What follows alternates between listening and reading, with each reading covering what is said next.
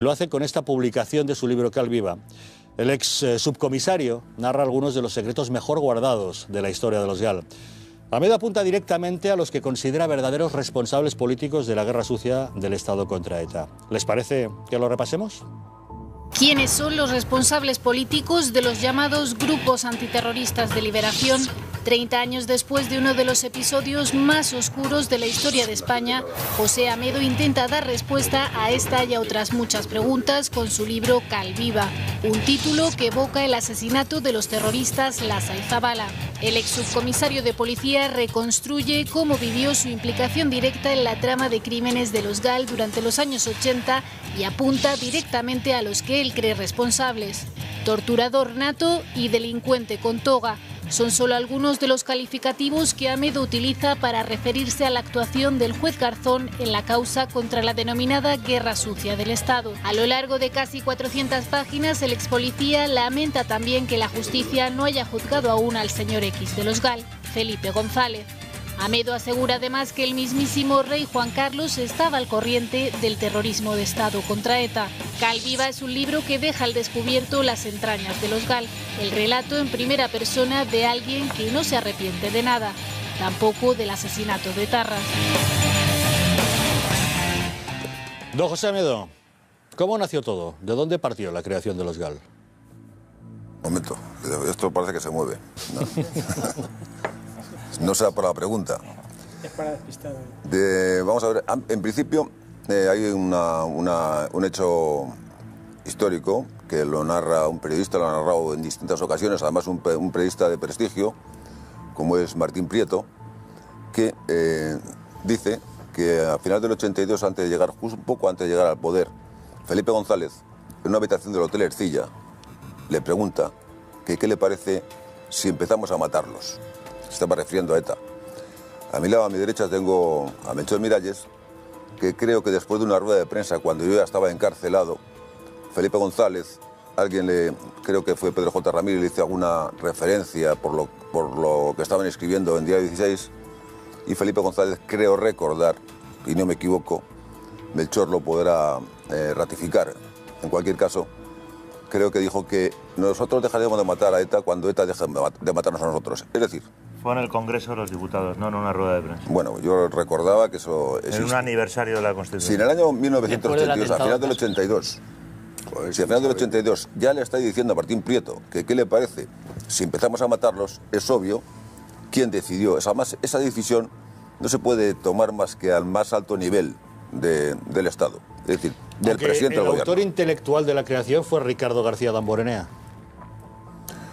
Los socialistas vascos tuvieron una gran incidencia en la decisión final, ¿no? Pero esa decisión, por mucho que Ricardo García Damborenea, fue un pilar fundamental en la estructura y en el desarrollo local, digamos, si no cuenta con el apoyo de Felipe González, es imposible llevar eso adelante.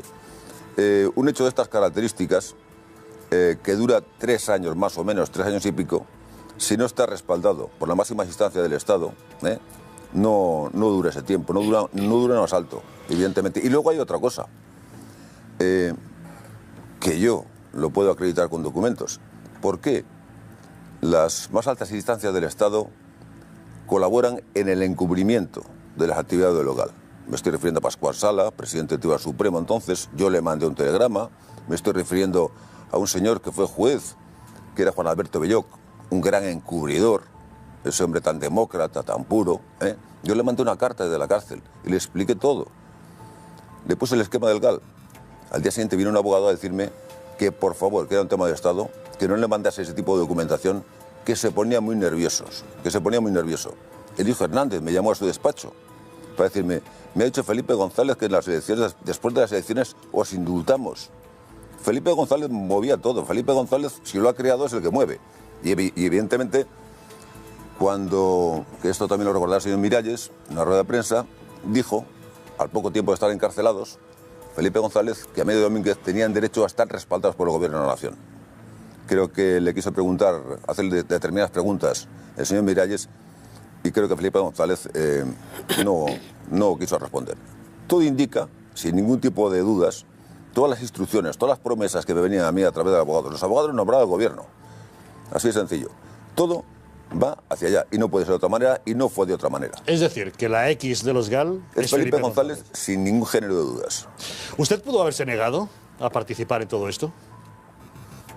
Pues me pude haber negado, evidentemente. ¿Y por qué no lo hizo? Pues mire usted, muy sencillo. Es que hablar ahora de este tema tan delicado, traspasado en el tiempo, se ve de otra manera. En aquellos años, a principios de los 80, estaba cayendo gente permanentemente. Francia no colaboraba con España. El reducto más importante ETA era su santuario francés. Había habido un intento de golpe de Estado. La moral de las fuerzas de seguridad del Estado estaba por los suelos. La justicia no funcionaba con respecto a ETA como funciona ahora. Felipe González le rogó por activa y por pasiva a François Mitterrand que colaborase con España. A mí me habían intentado asesinar la primera vez en el año 73. Había visto morir a mucha gente a mi alrededor, gente que estaba en este momento conmigo y dentro de un rato estaba muerto. En el año 81 intentaron de nuevo matarme. En el año 87, Josu Ternera me hizo un seguimiento personalmente. Él me quiso matar con un rifle con mira telescópica. En el año 88, con un colaborador de ETA en Vitoria. Es decir, antes de que empezase lo local, me habían intentado asesinar 2 veces. Había visto morir a mucha gente. Yo tenía, desde el principio de instalarse ETA en Francia, una gran red de informadores que luego me pidieron, un amigo de una persona que está aquí, que coincidió con él en la cárcel, esto lo digo por el señor Conde, que estuvo con Julián San Cristóbal. Julián San Cristóbal me pidió, cuando primero nos dijo que era una decisión del gobierno, que corría riesgo la democracia, etcétera, etcétera, etcétera, que transformase toda esa red para otras actividades. Es humano, ¿no? A una persona que la han querido asesinar ya antes de que empezase eso 2 veces, ya había visto morir a mucha gente, y el momento tan dramático que se vivía, pues lo más lógico es que no dijese que no. Esa red se convirtieron en los mercenarios. ¿Quién decidía los objetivos contra los que había que actuar? Los objetivos los buscaban los colaboradores que estaban en el interior, los colaboradores. Y una vez que había una serie de objetivos clasificados y localizados, automáticamente se le notificaba al responsable directo, al que daba la orden definitiva, que eran los responsables directos de las fuerzas de seguridad del Estado. Estamos hablando del señor Vera y estamos hablando del señor San Cristóbal. ¿Usted de quién recibía órdenes? Yo directamente del señor San Cristóbal. Y al principio del señor Vera. Y luego, posteriormente, yo recibí órdenes, en la cárcel ya recibía órdenes de todo el mundo. Del señor Corcuera, del señor González, de Eligio Hernández, de Pascual, de todo el mundo recibía órdenes. Había que encubrir, había que tapar. ¿Cómo se planificó el asesinato de Santiago Brouard? Pues mire, yo tengo... Uno de los objetivos que yo tuve al comenzar a escribir este libro era precisamente aclarar ese tema. ¿Por qué? Pues porque a mí me acusaron. Normalmente me acusaran de todo. Pero usted quedó absuelto de ese crimen. Sí, por supuesto, por supuesto. Es más, yo no tenía nada que ver. Ese crimen se gestó como consecuencia del asesinato de Casas, del senador Casas, ¿no? Julián San Cristóbal acaba de ser nombrado director de la Seguridad del Estado. Cuando estaban reunidos en el Hotel Ercilla, creo que era el 24 de febrero del año, eran unas elecciones del 84, ¿no? 84, cuando mataron a Casas. Allí se empezó a gestar la venganza política. Casas era un hombre, un socialista que tenía mucho peso en el País Vasco, y por contra, el señor Brouard, que era de una línea, dentro de la línea de la izquierda radical Abertzale, era, digamos, el más moderado. Pero a nivel de incidencia en el entorno político en el País Vasco, tenía un peso muy, muy específico. Y ahí se gestó la idea de matar al señor Brouard, a partir de ese momento. Uno de los mayores errores de los GAL fue secuestrar al hombre equivocado. Se llevaron a Segundo Marey en vez de a Letarra, al que andaban buscando. ¿Cómo pudo ocurrir eso? Mire, yo le voy a decir una cosa. Julián San Cristóbal era un hombre... Bueno, en general, llegaron los socialistas al poder con una prepotencia absoluta. Si ya de entrada, a finales del año 82, le está diciendo Felipe González a Martín Prieto, ¿qué le parece si empezamos a matarlos? Pues bueno, había un contagio generalizado entre los societas vascos y el gobierno de la nación, ¿no? San Cristóbal era... incluso se llegó a entrevistar, que es algo inaudito, eso es fruto de la prepotencia. Casualmente, cuando estaba secuestrado Marey, se llegó a entrevistar con los mercenarios que yo había traído. Que es inaudito, pero la prepotencia estaba por encima de lo demás. Un error relativo. Esa persona estaba ya señalada porque esa persona trabajaba en la cooperativa Socoa y algún otro servicio de información quería llevárselo. Y luego hay otra cuestión muy importante. San Cristóbal y quien estaba detrás de San Cristóbal, es decir, Barrenuevo, Felipe González, llegó un momento que desde el principio sacaban más beneficios de cara a la estrategia que se había montado, que no era acabar con ETA en el sur de Francia a tiros, era que los franceses tomasen la postura de colaborar con España. Los daños colaterales, y este es uno de ellos, por ejemplo, se podría decir que es uno de ellos el secuestro de Marey, aunque Marey estaba dentro de Socoa, y unos años más tarde se averiguó que era un reducto importante de ETA, ¿no?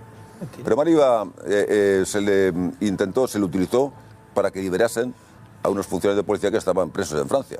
Es decir, los daños colaterales, en toda la estrategia de los GAL, los políticos, los responsables políticos de los GAL, se beneficiaban bastante más. ¿Por qué? Pues bueno, pues si hay dos etarras que están en un local y hay algún francés, porque los franceses colaboraban bastante y formaban parte de la infraestructura de ETA.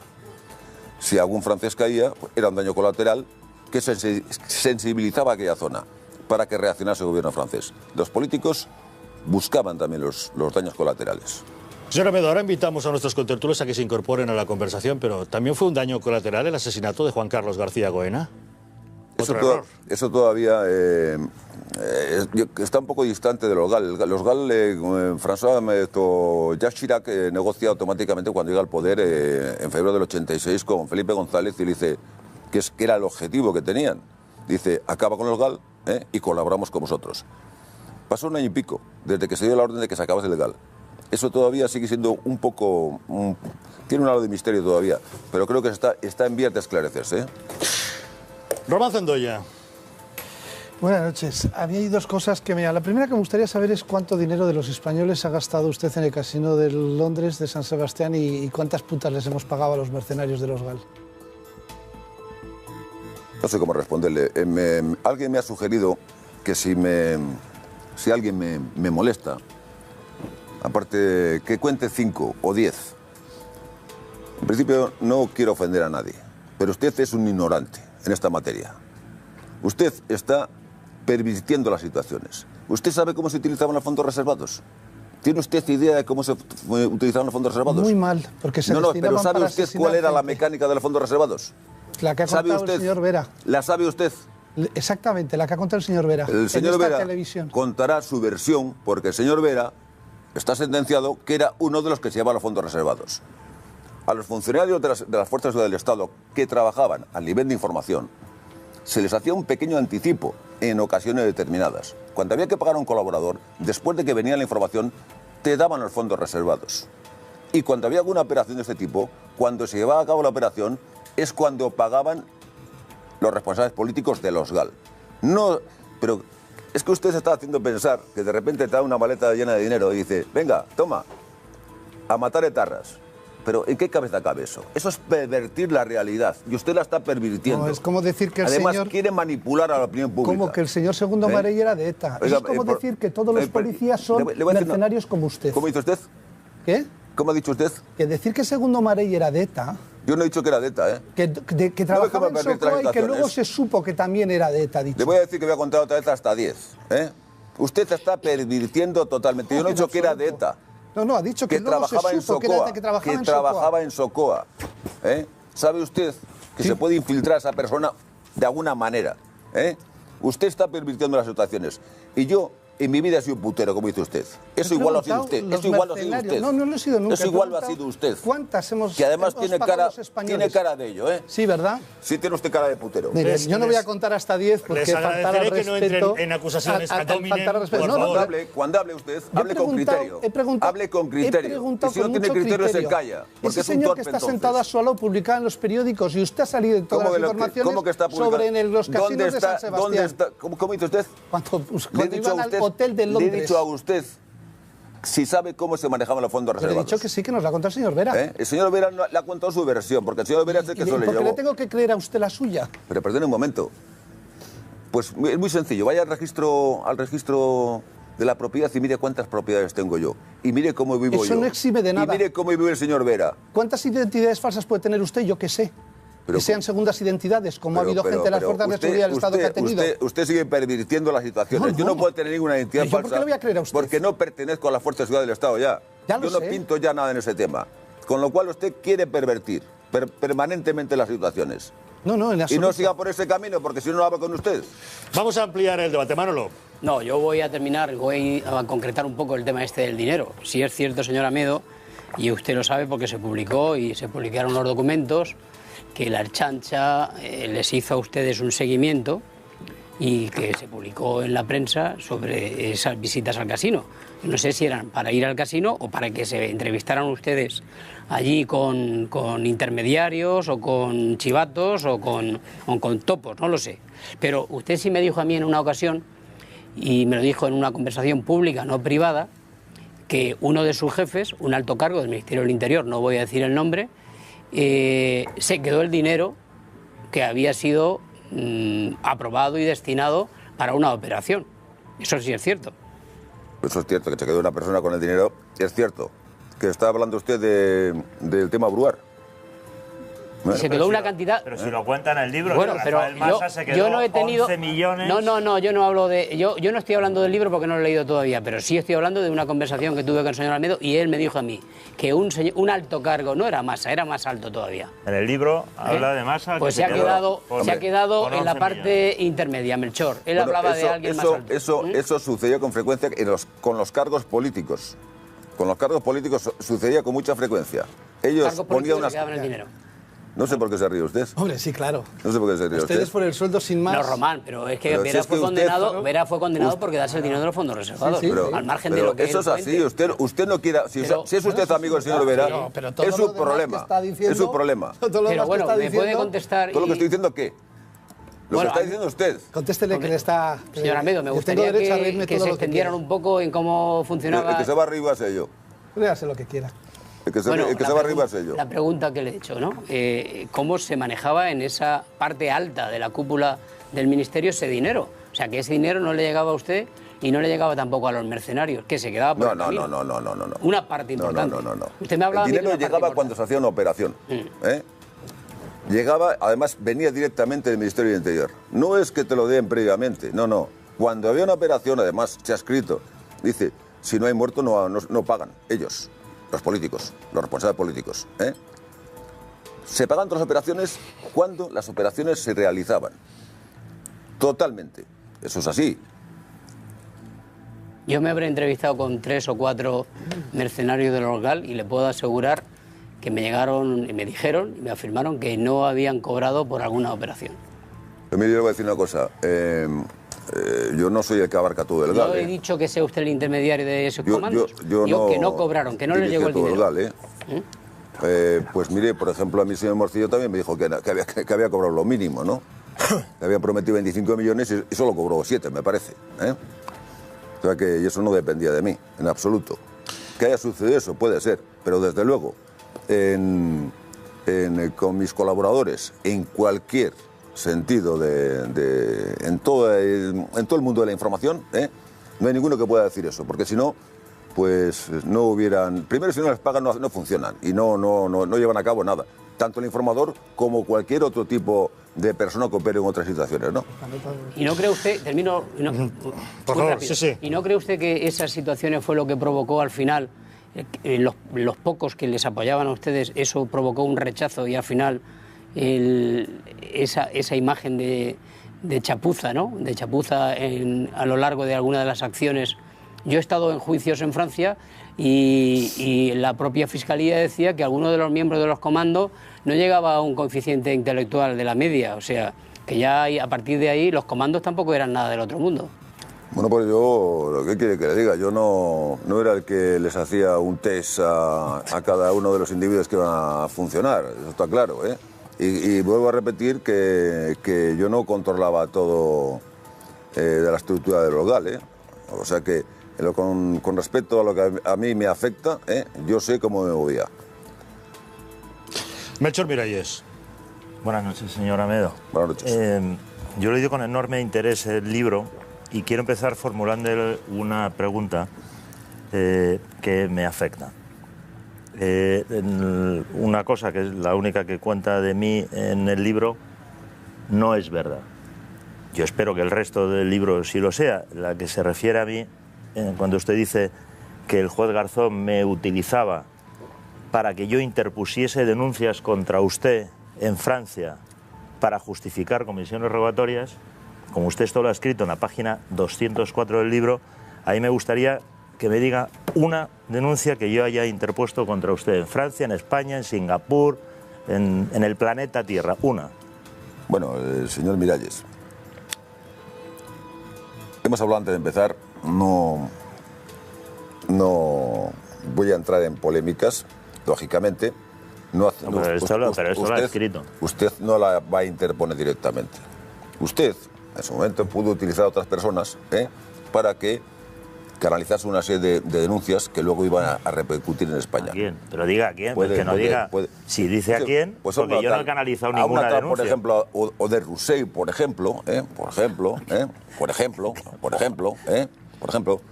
he dicho a usted en alguna ocasión que algún día le voy a contar. Primero, ¿quién le puso aquel, quién le llevó aquel zulo? Yo estoy deseando que ¿Con quién se entrevistaba a usted? ¿Cuánto le pagaba a usted? ¿Con quién me entrevistaba? Lo sé yo perfectamente. Quizás, entre usted y yo, si llegamos a un acuerdo, pues posiblemente algún día podamos escribir un libro juntos sobre eso. Bueno, pero yo insisto, lo que cuenta usted, que le estoy diciendo, es mentira. Vale, pues es radicalmente mentira. No le he denunciado a usted nunca. Lo digo para que quede claro. No, lo digo yo, no. Digo, el que ha escrito que yo le denuncié a usted, lo ha escrito usted, bueno, José Amedo. Usted sabe que yo estoy absuelto por el tema Goena, ¿no? Pues yo no hablo de Goena. No, pero vamos a hablar a una parte.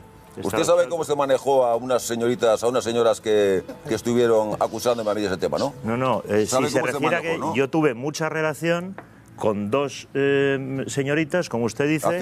Hace 2 años coincidimos usted y yo en el juicio de Planchuelo, salimos que juntos. Tenían una relación con usted y con Michel Domínguez, sí. Blanca Balsategui, que no me habla, afortunadamente. Pero le digo que eso que no diga cosas de nombres y apellidos. Yo no he manipulado nada. Yo he hablado infinidad de veces con ellas y he publicado sus testimonios que se José Amedo, a la causa. En directo en El Gato al Agua. Tenemos mucho tiempo por delante para plantearles una serie de preguntas que hasta hoy todavía no han tenido respuesta. Quizá la tengan esta noche. José Amedo es el autor de Que Viva. En 20 segundos continuamos hablando con él en directo en El Gato al Agua.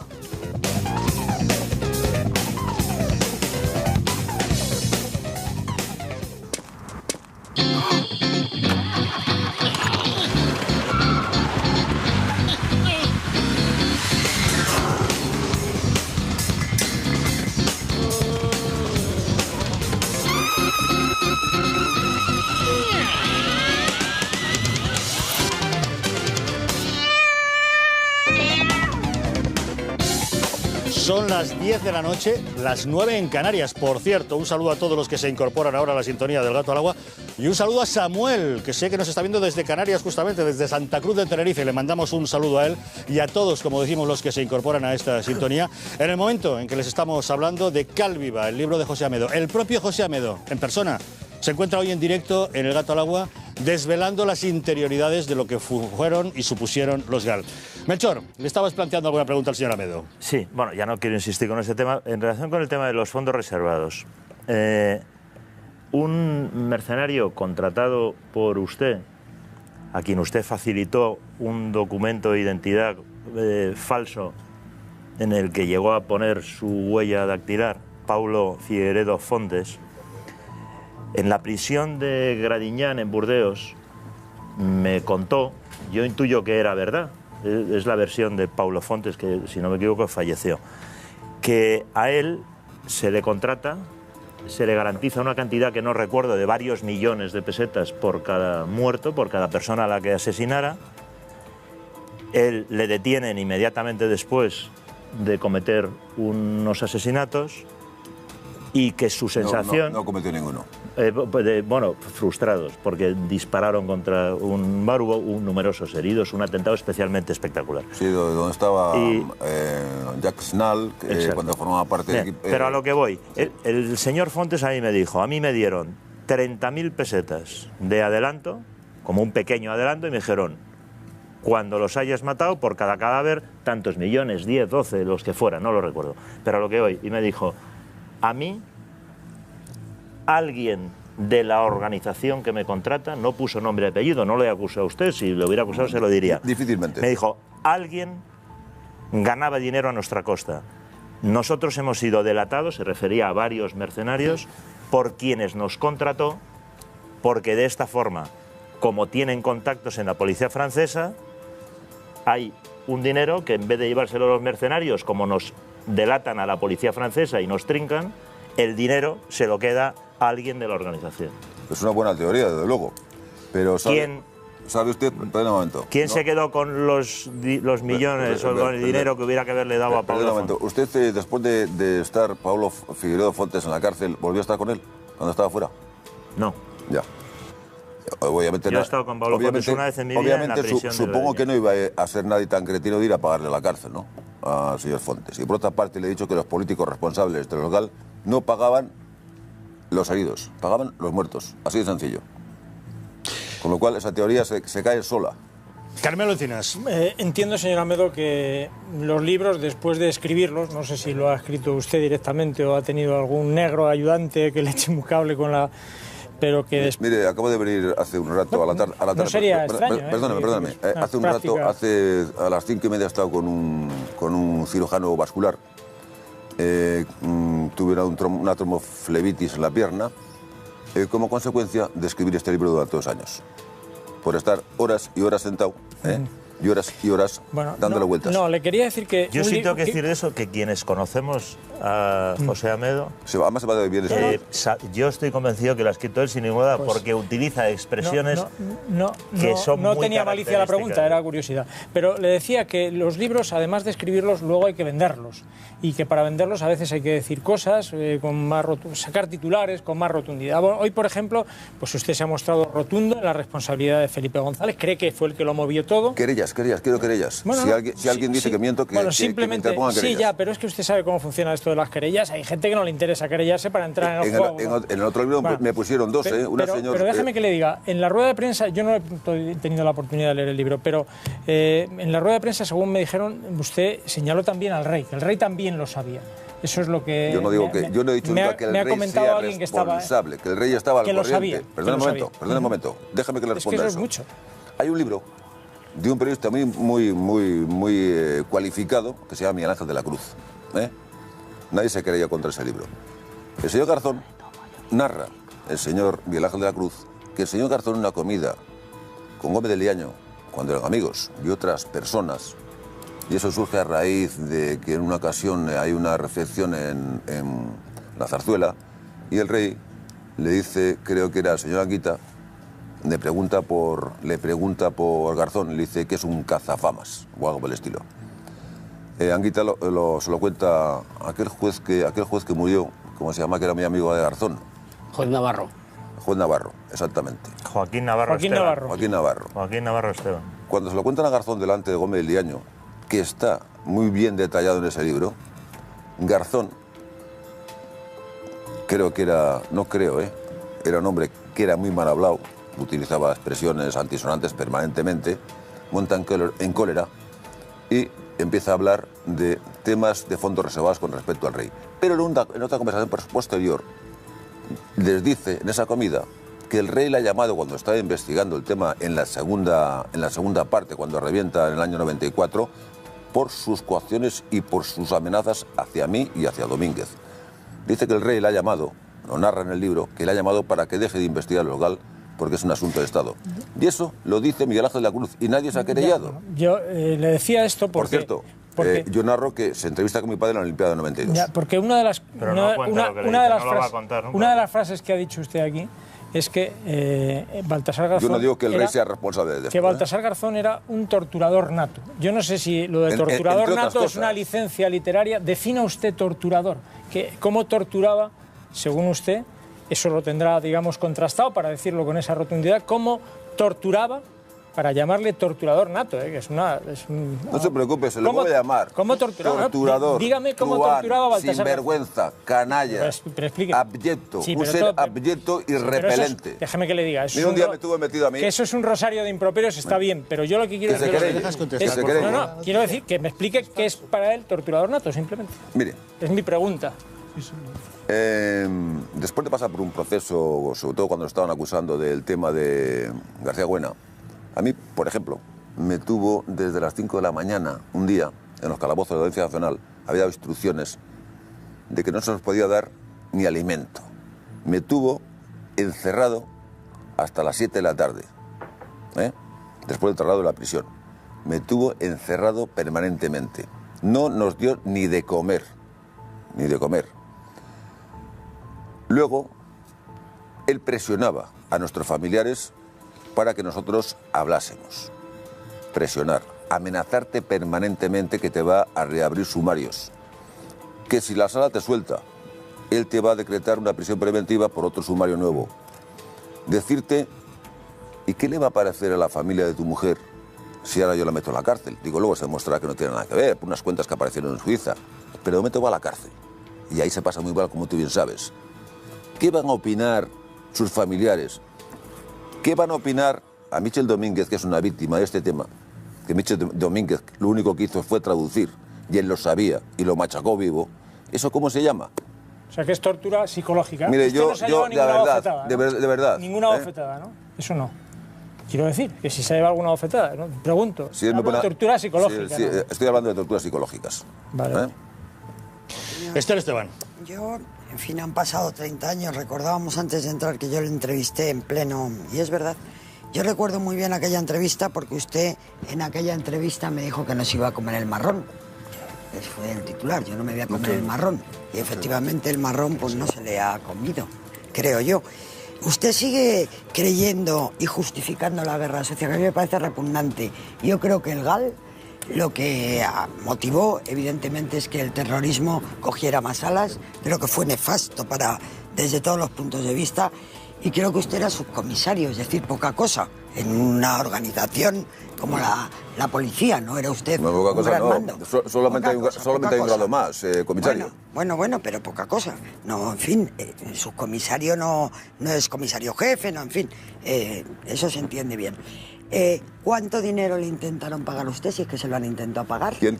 Pues si su silencio tuvo un precio alguna vez. Si le ofrecieron dinero y otras cosas por su silencio. Y si usted sigue justificando 30 años después lo que hizo, porque entonces su paso por la cárcel, señora Medo, no ha valido de nada, evidentemente. Perdón un momento. Es que tienen ustedes una forma de hablar, de verdad.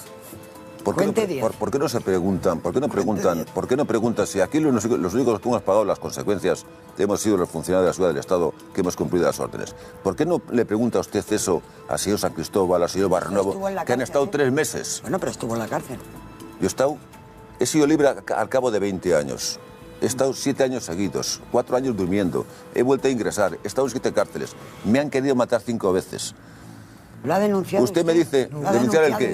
¿El qué? ¿Le han querido matar 5 veces? Pues sí, eso, hay unas diligencias abiertas en la Audiencia Nacional. Las 5 veces ha ido usted y ha puesto una denuncia. No, yo no he puesto ninguna denuncia. Pues es que antes usted decía lo mismo. Yo estoy hablando... Que le dijéramos. Pero perdone un momento, yo no estoy hablando de que me ha querido matar el gobierno. ¿Hay quien la ha querido matar entonces? ETA, ya se lo he dicho. No me lo había dicho. Ah, bueno, no, yo lo he dicho antes, Le quiero decir que una persona que pasa por eso... ¿Por qué no explican ustedes a la gente cómo vienen señores que son los que realmente decidieron eso y no han pagado más que unos mesecitos de cárcel. Pero usted se lo han llevado. Pero Melchor, permíteme. Ay, por cierto. Permítame, No, que voy a terminar. Si justifica los GAL todavía. No, eso lo voy a decir. ¿Y cuánto dinero le, no lo cómo le justifico quisieron en tapar la absoluto. boca? No lo justifico en absoluto. Ni volvería a estar en esa historia. Jamás volvería a estar. En aquel momento, otra cosa le voy a decir. A ETA no hace falta, por otra parte, a ETA no hace falta ninguna justificación. ETA termina de matar cuando se le para.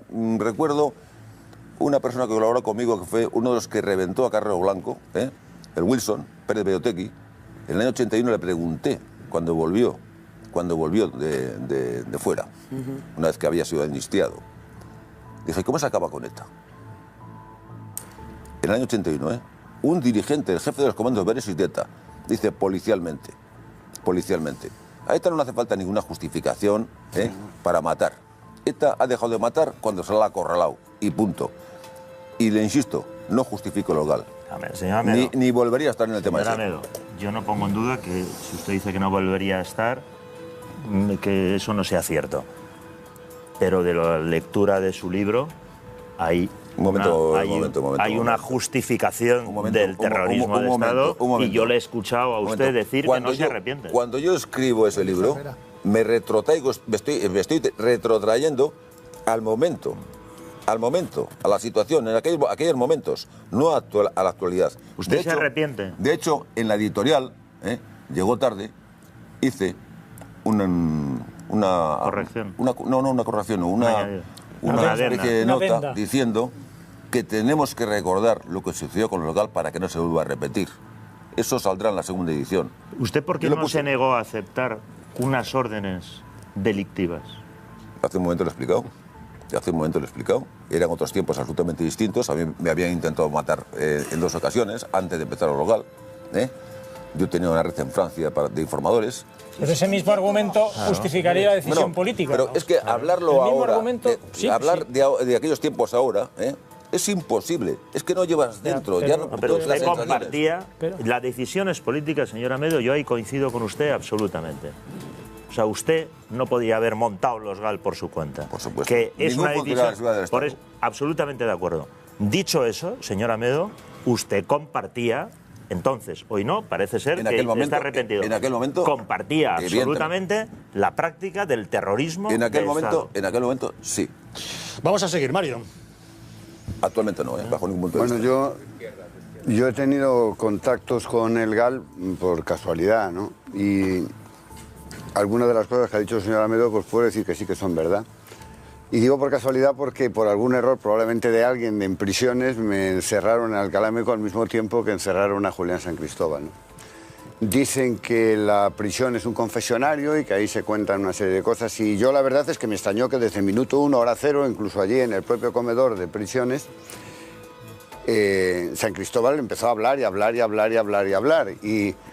Y yo anotaba, y lo anotaba curiosamente en el reverso del auto de prisión que me habían dado, porque no tenía todavía ni folios, y ya el señor San Cristóbal estaba hablando.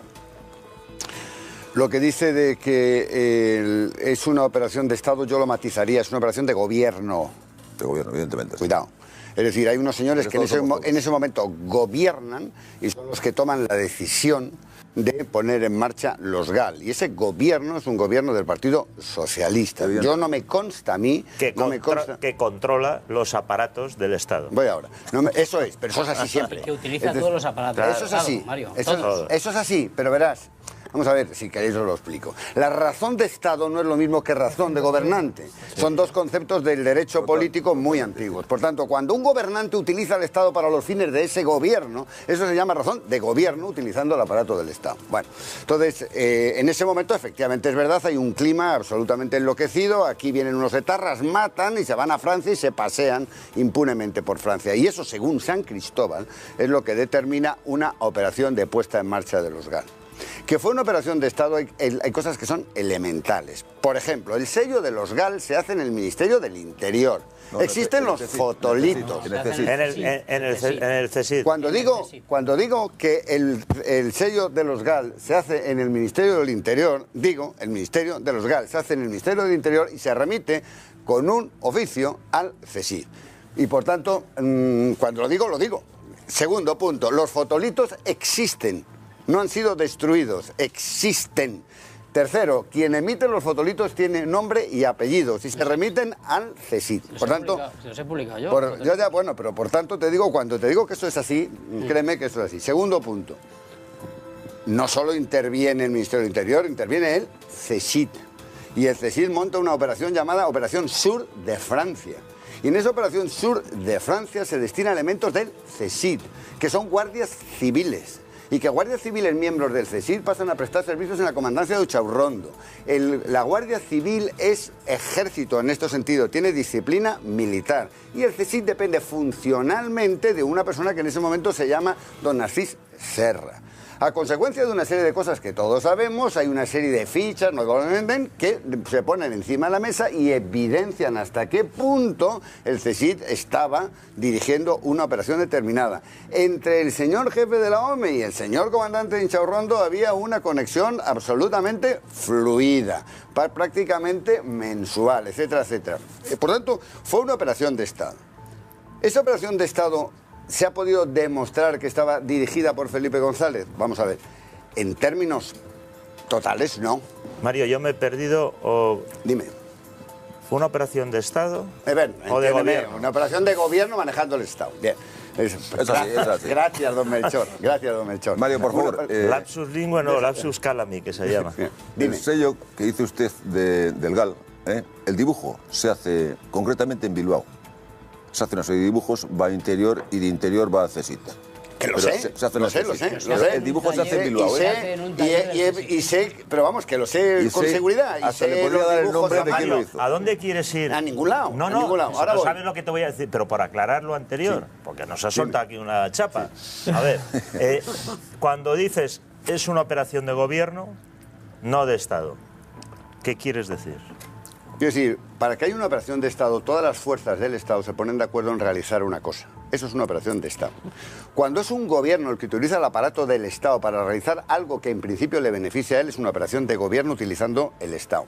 Y no, cuando me has preguntado eso, te iba a decir, no me consta, y no me consta, no digo que no, digo que no me consta que esa operación del sur de Francia y en general toda la operación de los GAL se hubiera negociado con el Partido Popular. No digo que no, digo que no me consta. Y como digo que no me consta, digo que no me consta. Como no puedo decir físicamente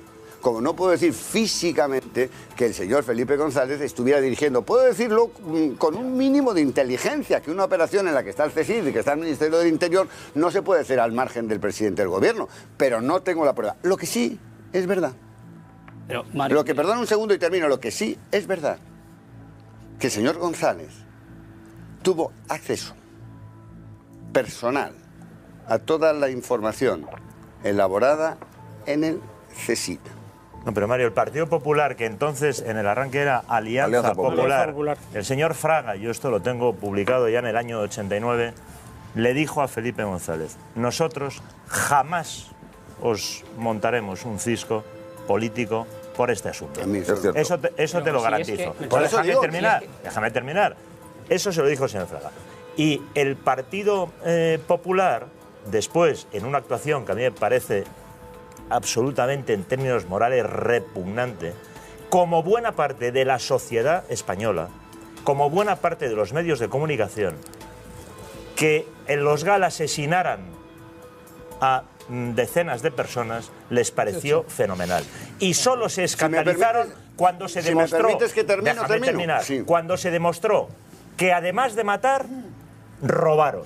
Bien. Ahí hubo muchos que se escandalizaron y no les escandalizó nada que mataran, sí que robaran. Si me permites terminar, termino. Por tanto, yo he dicho que a mí no me consta que el Partido Popular estuviera en esa negociación. A mí no me consta. Y lo que no me consta, a mí no me consta. Si a ti te consta, bendito sea Dios. A mí me consta. Pero como a mí no me consta, por tanto no puedo decir que el Partido Popular estuviera. Como no me consta que el señor González, diera las órdenes terminantes. Lo puedo pensar porque es lógico, es prácticamente inconcebible que así no fuera, pero como estamos hablando de asesinatos, para decir que me consta, tengo que decir que me consta. Pero, y si no me consta, perdón un segundo, no lo puedo decir, pero sí me consta.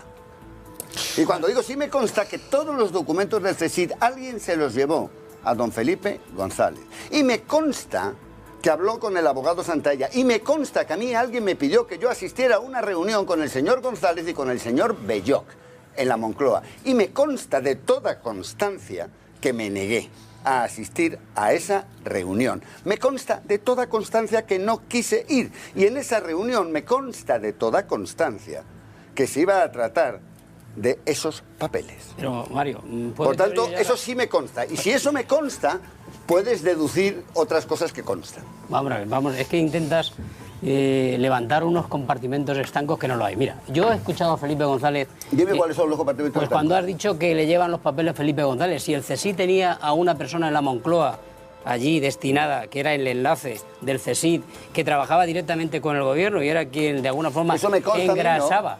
A mí no me consta, a mí me consta que alguien se los lleva. Está en el organigrama. Pero ya lo sé, pero no me consta. Pero Mario, hay cosas que suceden que a ti no te constan. Exacto, pero vamos a ir más allá. Por eso lo que has dicho tú que sucede, que no me consta. Mario, vamos a ir más allá. Por ejemplo. En la presentación del libro de Barrio Nuevo lo explica muy bien Felipe González. Dice que el GAL es una operación de acordeón.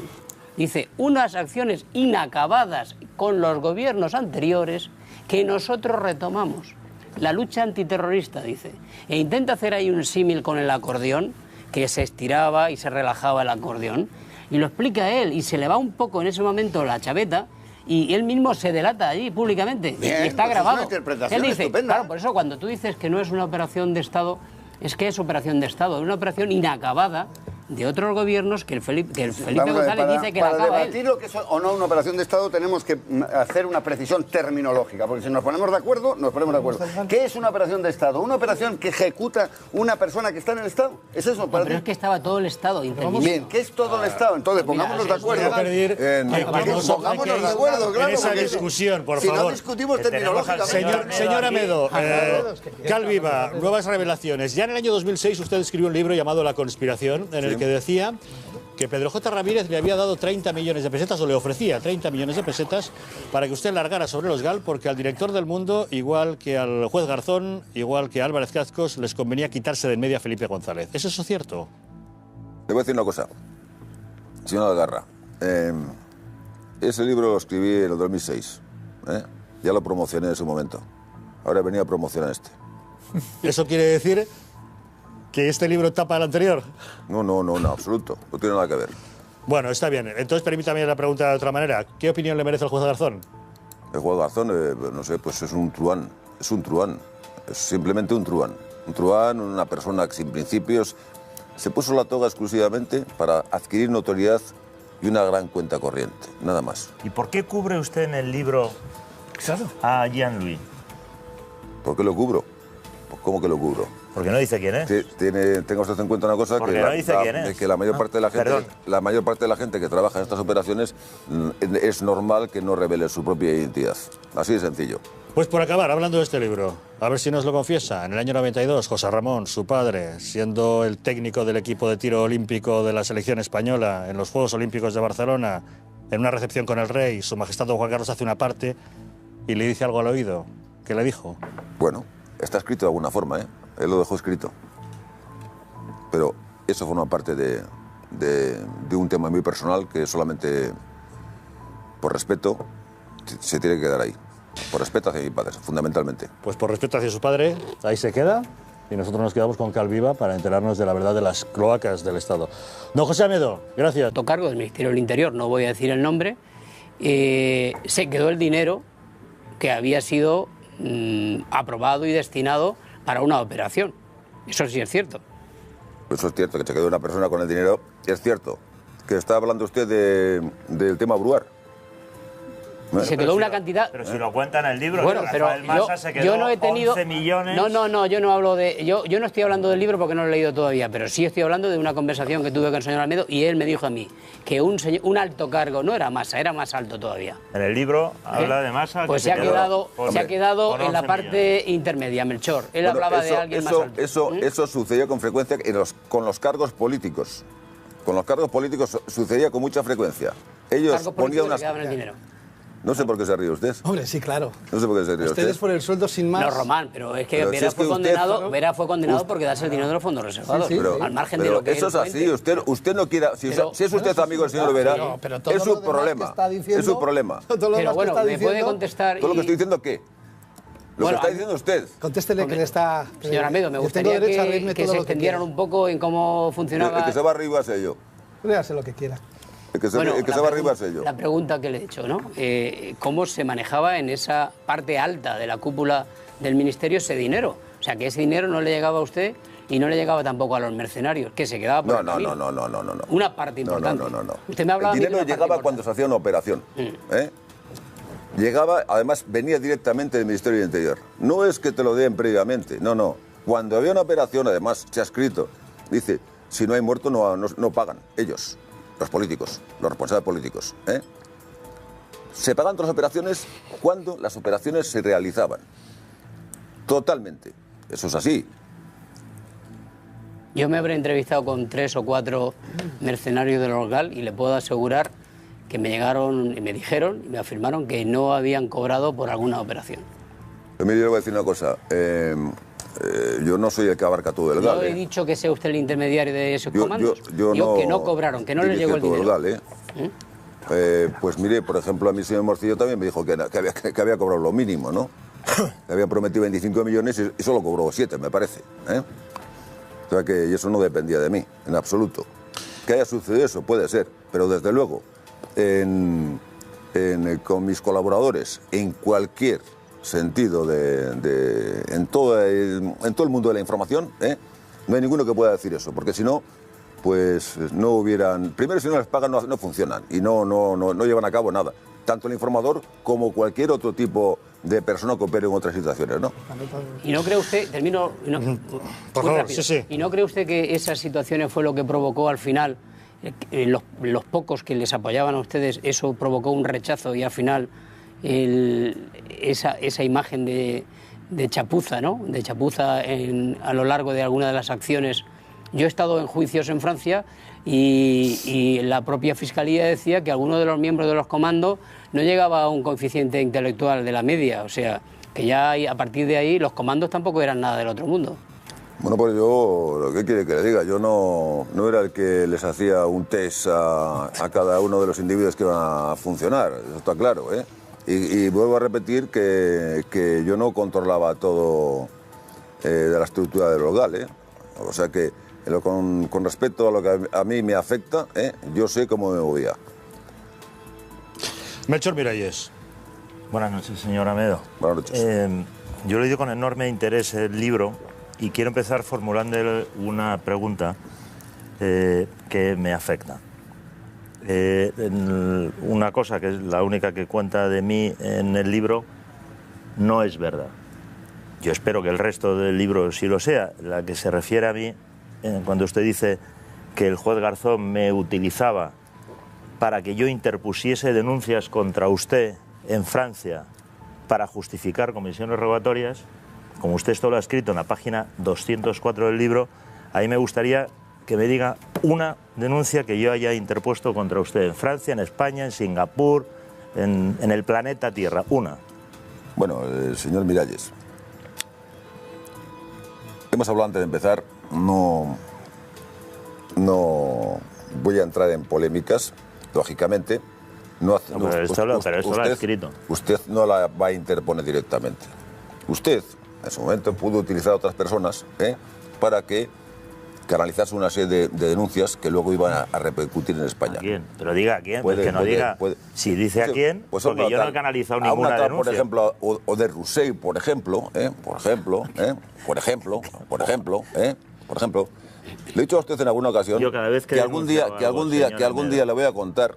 Primero, ¿quién le puso aquel, quién le llevó aquel zulo? Yo estoy deseando que ¿Con quién se entrevistaba usted? ¿Cuánto le pagaba a usted? ¿Con quién me entrevistaba? Lo sé yo perfectamente. Quizás, entre usted y yo sigamos en acuerdo, pues posiblemente algún día podamos escribir un libro juntos sobre eso. Bueno, pero yo insisto, lo que cuenta usted, que le estoy diciendo, es mentira. Vale, pues es radicalmente si mentira. No le he denunciado a usted nunca. Lo digo para que quede claro. No, lo digo yo, no. Digo, el que ha escrito que yo le denuncié a usted, lo ha escrito usted. Bueno, José Amedo. Usted sabe que yo estoy absuelto por el tema Goena, ¿no? Pues yo no hablo de Goena. No, pero vamos a hablar a una parte. ¿Usted sabe cómo se manejó a unas señoras que estuvieron acusándome a mí de ese tema, no? No, si se refiere a que yo tuve mucha relación con dos señoritas, como usted dice, hace 2 años coincidimos usted y yo en el juicio de Planchuelo, salimos que juntos. tenían una relación con usted y con Michel Domínguez, Blanca Balsategui, que no me habla, afortunadamente. Pero le digo que eso, que no diga cosas de nombres y apellidos. Yo no he manipulado nada. Yo he hablado infinidad de veces con ellas y he publicado sus testimonios que se aportaron a la causa. En directo en El Gato al Agua tenemos mucho tiempo por delante para plantearles una serie de preguntas que hasta hoy todavía no han tenido respuesta. Quizá la tengan esta noche. José Amedo es el autor de Que Viva. En 20 segundos continuamos hablando con él en directo en El Gato al Agua.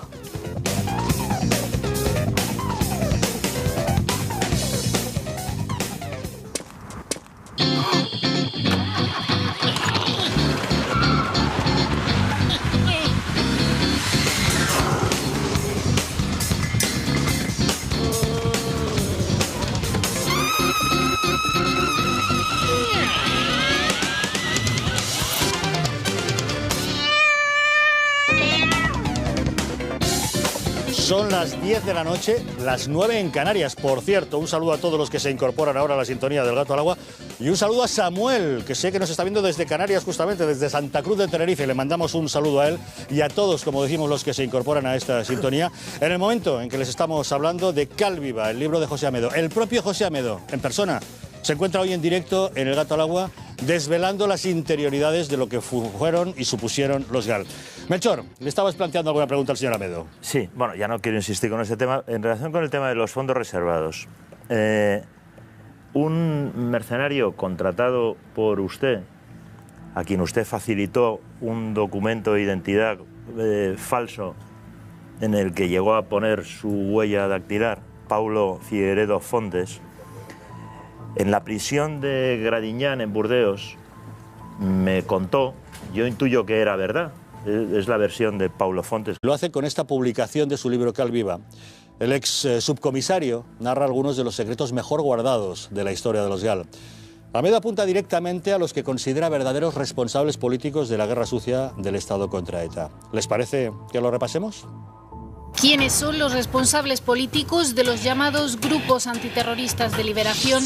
30 años después de uno de los episodios más oscuros de la historia de España, José Amedo intenta dar respuesta a esta y a otras muchas preguntas con su libro Que Viva, un título que evoca el asesinato de los terroristas Lasa y Zabala. El ex subcomisario de policía reconstruye cómo vivió su implicación directa en la trama de crímenes de los GAL durante los años 80 y apunta directamente a los que él cree responsables. Torturador nato y delincuente con toga son solo algunos de los calificativos que Amedo utiliza para referirse a la actuación del juez Garzón en la causa contra la denominada guerra sucia del Estado. A lo largo de casi 400 páginas, el expolicía lamenta también que la justicia no haya juzgado aún al señor X de los GAL, Felipe González. Amedo asegura además que el mismísimo rey Juan Carlos estaba al corriente del terrorismo de Estado contra ETA. Que Viva es un libro que deja al descubierto las entrañas de los GAL, el relato en primera persona de alguien que no se arrepiente de nada, tampoco del asesinato de Tarras. Don José Amedo, ¿cómo nació todo? ¿De dónde partió la creación de los GAL? Momento, esto parece que se mueve.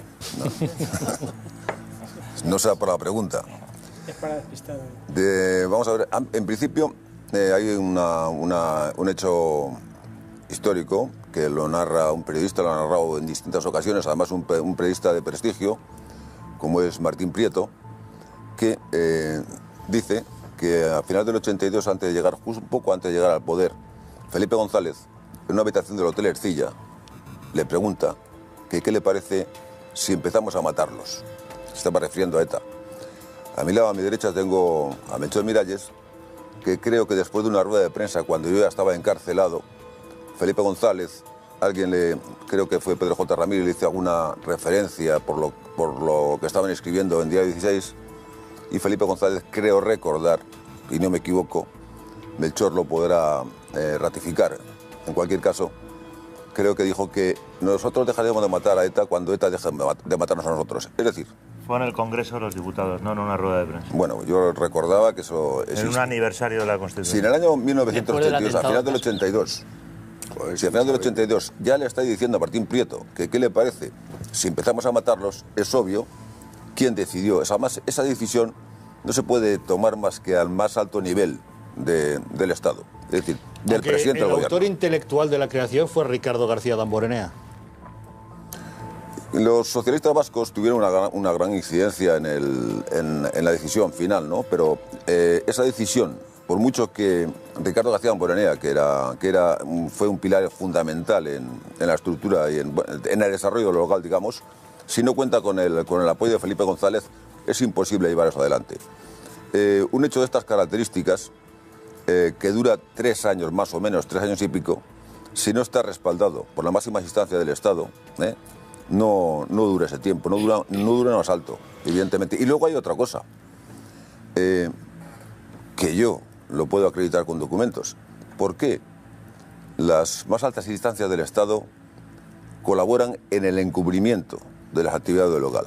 Me estoy refiriendo a Pascual Sala, presidente del Tribunal Supremo entonces, yo le mandé un telegrama, me estoy refiriendo a un señor que fue juez, que era Juan Alberto Belloc, un gran encubridor, ese hombre tan demócrata, tan puro. Yo le mandé una carta desde la cárcel y le expliqué todo. Le puse el esquema del GAL. Al día siguiente vino un abogado a decirme que, por favor, que era un tema de Estado, que no le mandase ese tipo de documentación, que se ponía muy nervioso. El hijo Hernández me llamó a su despacho para decirme, me ha dicho Felipe González que en las elecciones, después de las elecciones os indultamos. Felipe González movía todo. Felipe González, si lo ha creado, es el que mueve.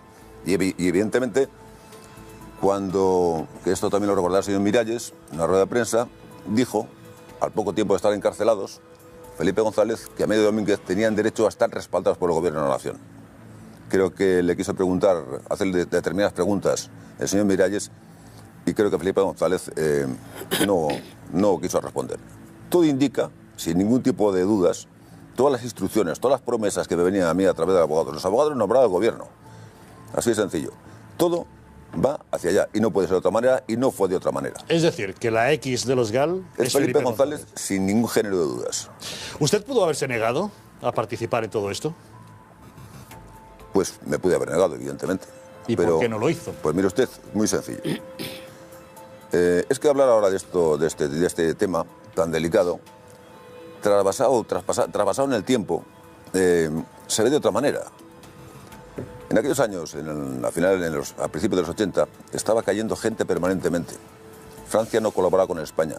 El reducto más importante ETA era su santuario francés. Había habido un intento de golpe de Estado. La moral de las fuerzas de seguridad del Estado estaba por los suelos. La justicia no funcionaba con respecto a ETA como funciona ahora. Felipe González le rogó por activa y por pasiva a François Mitterrand que colaborase con España. A mí me habían intentado asesinar la primera vez en el año 73. Había visto morir a mucha gente a mi alrededor, gente que estaba en este momento conmigo y dentro de un rato estaba muerto. En el año 81 intentaron de nuevo matarme. En el año 87, Josu Ternera me hizo un seguimiento personalmente. Él me quiso matar con un rifle con mira telescópica. En el año 88 con un colaborador de ETA en Vitoria. Es decir, antes de que empezase el local me habían intentado asesinar 2 veces. Había visto morir a mucha gente. Yo tenía, desde el principio de instalarse ETA en Francia, una gran red de informadores que luego me pidieron, un amigo de una persona que está aquí, que coincidió con él en la cárcel, esto lo digo por el señor Conde, que estuvo con Julián San Cristóbal. Julián San Cristóbal me pidió, cuando primero nos dijo que era una decisión del gobierno, que corría riesgo la democracia, etcétera, etcétera, etcétera, que transformase toda esa red para otras actividades. Es humano, ¿no? A una persona que la han querido asesinar ya antes de que empezase eso 2 veces y había visto morir a mucha gente, y el momento tan dramático que se vivía, pues lo más lógico es que no dijese que no. Esa red se convirtieron en los mercenarios. ¿Quién decidía los objetivos contra los que había que actuar? Los objetivos los buscaban los colaboradores que estaban en el interior, los colaboradores. Y una vez que había una serie de objetivos clasificados y localizados, automáticamente se le notificaba al responsable directo, al que daba la orden definitiva, que eran los responsables directos de las fuerzas del Estado. Estamos hablando del señor Vera y estamos hablando del señor San Cristóbal. ¿Usted de quién recibía órdenes? Yo directamente del señor San Cristóbal. Y al principio del señor Vera. Y luego, posteriormente, yo recibí órdenes, en la cárcel ya recibía órdenes de todo el mundo, del señor Corcuera, del señor González, de Eligio Hernández, de Pascual, de todo el mundo recibía órdenes. Había que encubrir, había que tapar. ¿Cómo se planificó el asesinato de Santiago Brouard? Pues mire, yo tengo... Uno de los objetivos que yo tuve al comenzar a escribir este libro era precisamente aclarar ese tema. Aclarar ese tema.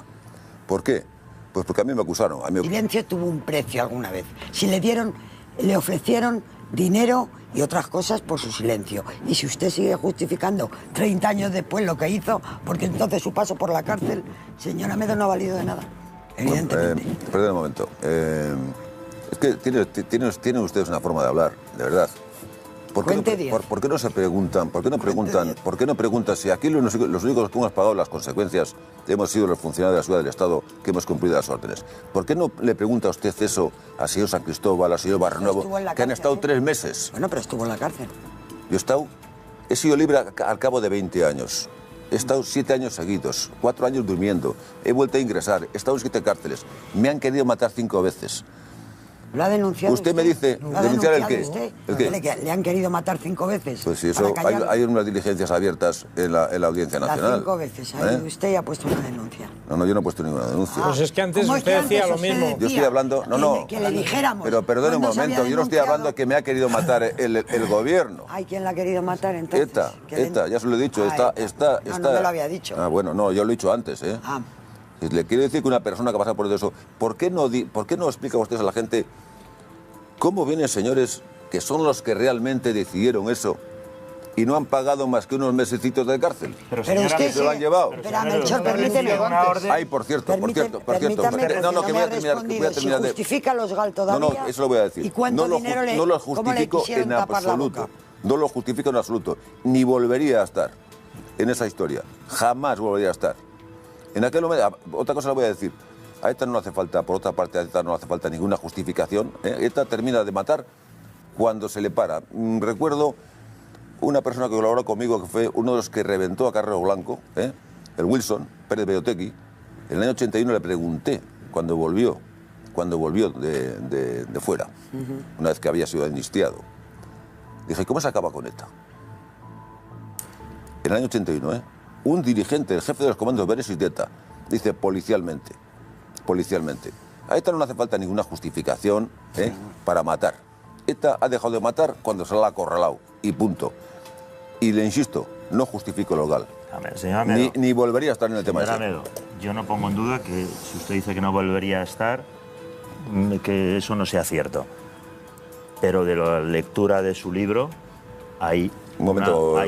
Hay una justificación del terrorismo de Estado y yo le he escuchado a usted decir que no se arrepiente. Cuando yo escribo ese libro, me estoy retrotrayendo al momento, a la situación, en aquellos momentos, no a la actualidad. ¿Usted se arrepiente? De hecho, en la editorial, llegó tarde, hice una corrección. Una corrección, una especie de nota diciendo que tenemos que recordar lo que sucedió con el local para que no se vuelva a repetir. Eso saldrá en la segunda edición. ¿Usted por qué no se negó a aceptar unas órdenes delictivas? Hace un momento lo he explicado. Eran otros tiempos absolutamente distintos. A mí me habían intentado matar en 2 ocasiones antes de empezar el local. Yo tenía una red en Francia de informadores. Pero ese mismo argumento justificaría la decisión política. Pero es que hablarlo ahora, hablar de aquellos tiempos ahora, es imposible. Es que no llevas dentro. Pero usted compartía las decisiones políticas, señor Amedo, yo ahí coincido con usted absolutamente. O sea, usted no podía haber montado los GAL por su cuenta. Por supuesto. Que es una decisión... absolutamente de acuerdo. Dicho eso, señor Amedo, usted compartía... Entonces, hoy no, parece ser que está arrepentido. En aquel momento compartía absolutamente la práctica del terrorismo. En aquel momento, sí. Vamos a seguir, Mario. Actualmente no, bajo ningún punto de vista. Bueno, yo he tenido contactos con el GAL por casualidad, ¿no? Y algunas de las cosas que ha dicho el señor Amedo, pues puedo decir que sí que son verdad. Y digo por casualidad porque por algún error, probablemente de alguien en prisiones, me encerraron en Alcalá Meco al mismo tiempo que encerraron a Julián San Cristóbal, ¿no? Dicen que la prisión es un confesionario y que ahí se cuentan una serie de cosas. Y yo la verdad es que me extrañó que desde el minuto 1, hora 0, incluso allí en el propio comedor de prisiones, San Cristóbal empezó a hablar y hablar y hablar y hablar y hablar. Y yo anotaba, y lo anotaba curiosamente en el reverso del auto de prisión que me habían dado, porque no tenía todavía ni folios y ya el señor San Cristóbal estaba hablando. Lo que dice de que es una operación de Estado, yo lo matizaría, es una operación de gobierno. De gobierno, evidentemente. Cuidado. Es decir, hay unos señores que en ese momento gobiernan y son los que toman la decisión de poner en marcha los GAL. Y ese gobierno es un gobierno del Partido Socialista. Yo no me consta a mí... Que controla los aparatos del Estado. Voy ahora. Eso es, pero eso es así siempre. Que utiliza todos los aparatos. Eso es así, Mario. eso es así, pero verás... Vamos a ver, si queréis os lo explico. La razón de Estado no es lo mismo que razón de gobernante. Son dos conceptos del derecho político muy antiguos. Por tanto, cuando un gobernante utiliza el Estado para los fines de ese gobierno, eso se llama razón de gobierno utilizando el aparato del Estado. Bueno, entonces, en ese momento, efectivamente es verdad, hay un clima absolutamente enloquecido. Aquí vienen unos etarras, matan y se van a Francia y se pasean impunemente por Francia. Y eso, según San Cristóbal, es lo que determina una operación de puesta en marcha de los GAL. Que fue una operación de Estado, hay cosas que son elementales. Por ejemplo, el sello de los GAL se hace en el Ministerio del Interior. Existen los fotolitos. En el CSID. Cuando digo que el sello de los GAL se hace en el Ministerio del Interior, digo, el Ministerio de los GAL se hace en el Ministerio del Interior y se remite con un oficio al CSID. Y por tanto, cuando lo digo. Segundo punto, los fotolitos existen. No han sido destruidos, existen. Tercero, quien emite los fotolitos tiene nombre y apellidos y se remiten al CSID. Por tanto, se los he publicado yo. Pero por tanto te digo, cuando te digo que eso es así, créeme que eso es así. Segundo punto, no solo interviene el Ministerio del Interior, interviene el CSID. Y el CSID monta una operación llamada Operación Sur de Francia. Y en esa Operación Sur de Francia se destinan elementos del CSID, que son guardias civiles. Y que guardias civiles miembros del CSID pasan a prestar servicios en la comandancia de Uchaurrondo. La Guardia Civil es ejército en este sentido, tiene disciplina militar. Y el CSID depende funcionalmente de una persona que en ese momento se llama don Narcís Serra. A consecuencia de una serie de cosas que todos sabemos, hay una serie de fichas que se ponen encima de la mesa y evidencian hasta qué punto el CSID estaba dirigiendo una operación determinada. Entre el señor jefe de la OME y el señor comandante de Inchaurrondo había una conexión absolutamente fluida, prácticamente mensual, etcétera, etcétera. Por tanto, fue una operación de Estado. Esa operación de Estado... ¿Se ha podido demostrar que estaba dirigida por Felipe González? Vamos a ver. En términos totales, no. Mario, yo me he perdido o... Dime. ¿Fue una operación de Estado o de gobierno? Una operación de gobierno manejando el Estado. Bien. Es así. Gracias, don Melchor. Gracias, don Melchor. Mario, por favor. Lapsus lingua, no, lapsus calami, que se llama. El sello que dice usted del GAL, el dibujo se hace concretamente en Bilbao. Se hacen una serie de dibujos, va a Interior y de Interior va a CSID. Que lo sé, lo sé. El dibujo se hace en Bilbao. Y sé, pero vamos, que lo sé con seguridad. Hasta le podría dar el nombre de quien lo hizo. ¿A dónde quieres ir? A ningún lado. No, ahora no sabes lo que te voy a decir, pero para aclarar lo anterior, porque si no me equivoco falleció, que a él se le contrata, se le garantiza una cantidad que no recuerdo de varios millones de pesetas por cada muerto, por cada persona a la que asesinara. Él le detienen inmediatamente después de cometer unos asesinatos y que su sensación... No cometió ninguno. Bueno, frustrados, porque dispararon contra un bar, hubo numerosos heridos, un atentado especialmente espectacular. Sí, donde estaba Jack Snall, cuando formaba parte del equipo... Pero a lo que voy, el señor Fontes a mí me dijo, a mí me dieron 30.000 pesetas de adelanto, como un pequeño adelanto, y me dijeron... Cuando los hayas matado, por cada cadáver, tantos millones, 10, 12, los que fueran, no lo recuerdo. Pero a lo que voy, y me dijo, a mí, alguien de la organización que me contrata, no puso nombre y apellido, no le acusó a usted, si lo hubiera acusado se lo diría. Difícilmente. Me dijo, alguien ganaba dinero a nuestra costa. Nosotros hemos sido delatados, se refería a varios mercenarios, por quienes nos contrató, porque de esta forma como tienen contactos en la policía francesa, hay un dinero que en vez de llevárselo los mercenarios, como nos delatan a la policía francesa y nos trincan, el dinero se lo queda a alguien de la organización. Es una buena teoría, desde luego. Pero ¿sabe usted? Perdón un momento. ¿Quién se quedó con los millones o con el dinero que hubiera que haberle dado a Pablo Fontes? ¿Usted, después de estar Pablo Figueredo Fontes en la cárcel, volvió a estar con él cuando estaba fuera? No. Ya. Obviamente, yo he estado con Pablo Fontes una vez en mi vida en la prisión. Supongo que no iba a ser nadie tan cretino de ir a pagarle la cárcel, ¿no? Al señor Fontes. Y por otra parte le he dicho que los políticos responsables del local no pagaban los heridos, pagaban los muertos. Así de sencillo. Con lo cual esa teoría se cae sola. Carmelo Encinas. Entiendo, señor Amedo, que los libros, después de escribirlos, no sé si lo ha escrito usted directamente o ha tenido algún negro ayudante que le eche un cable con la... Pero que Mire, acabo de venir hace un rato a la tarde. No sería extraño, Perdóneme. Hace un rato, a las 5:30 he estado con un cirujano vascular. Tuve una tromoflebitis en la pierna como consecuencia de escribir este libro durante 2 años. Por estar horas y horas sentado, y horas y horas dándole vueltas. No, le quería decir que... Yo sí tengo que decir eso, que quienes conocemos a José Amedo... Además se va a bien yo estoy convencido que lo ha escrito él sin ninguna duda, porque utiliza expresiones que son muy No tenía malicia la pregunta, era curiosidad. Pero le decía que los libros, además de escribirlos, luego hay que venderlos. Y que para venderlos a veces hay que decir cosas, con más sacar titulares con más rotundidad. Hoy, por ejemplo, pues usted se ha mostrado rotundo en la responsabilidad de Felipe González. Cree que fue el que lo movió todo. Quiero querellas. Bueno, si alguien dice que miento, que simplemente, que me interpongan querellas. Sí, ya, pero es que usted sabe cómo funciona esto de las querellas. Hay gente que no le interesa querellarse para entrar en el juego. En el otro libro me pusieron 2, pero déjeme que le diga, en la rueda de prensa, yo no he tenido la oportunidad de leer el libro, pero en la rueda de prensa, según me dijeron, usted señaló también al rey, que el rey también lo sabía. Eso es lo que... Yo no he dicho nunca que el rey sea responsable, que el rey estaba al corriente. Perdón un momento, déjame que le responda eso. Es mucho.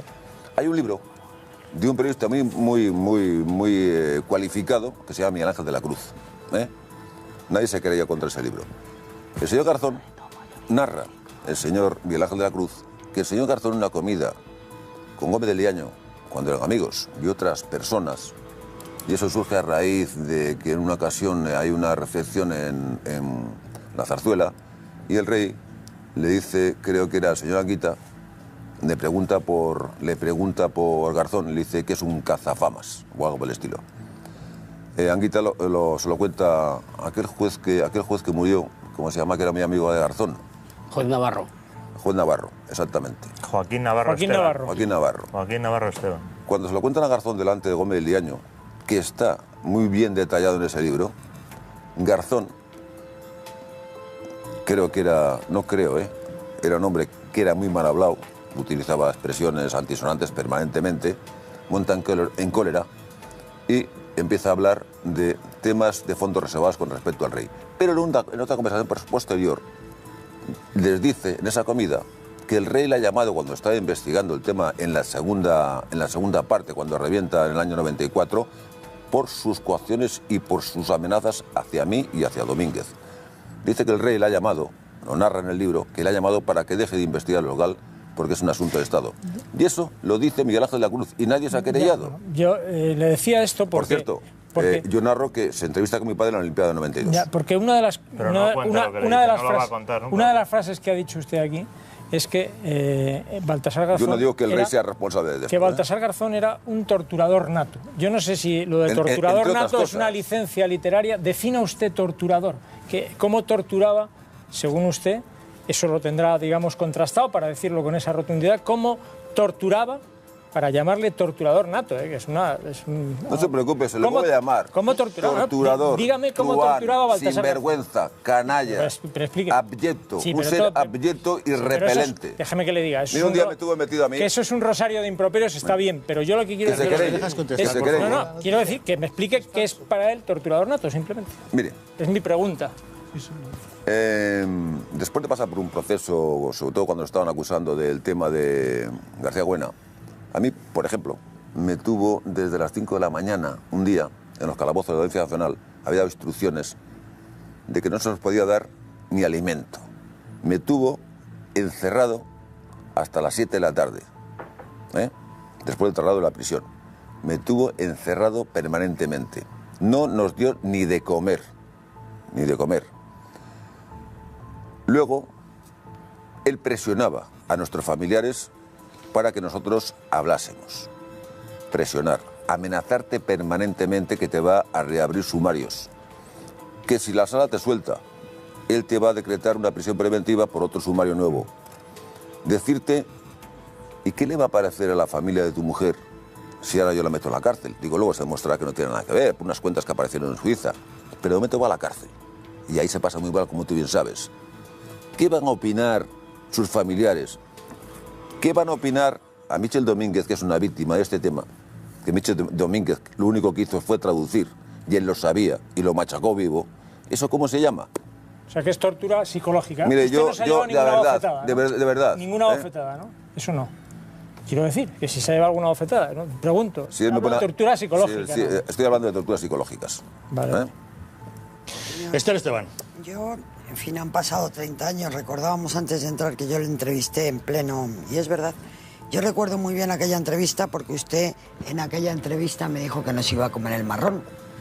Ese fue el titular, yo no me voy a comer el marrón. Y efectivamente el marrón pues no se le ha comido, creo yo.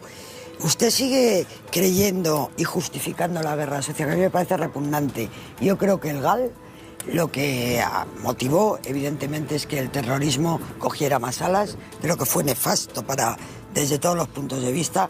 Y creo que usted era subcomisario, es decir, poca cosa, en una organización como la policía, ¿no era usted no, poca un cosa, gran no. mando. Solamente hay un grado más, comisario. Bueno, pero poca cosa. No, en fin, subcomisario no es comisario jefe, no, en fin, eso se entiende bien. ¿Cuánto dinero le intentaron pagar a usted, si es que se lo han intentado pagar? ¿Quién? Pues sí.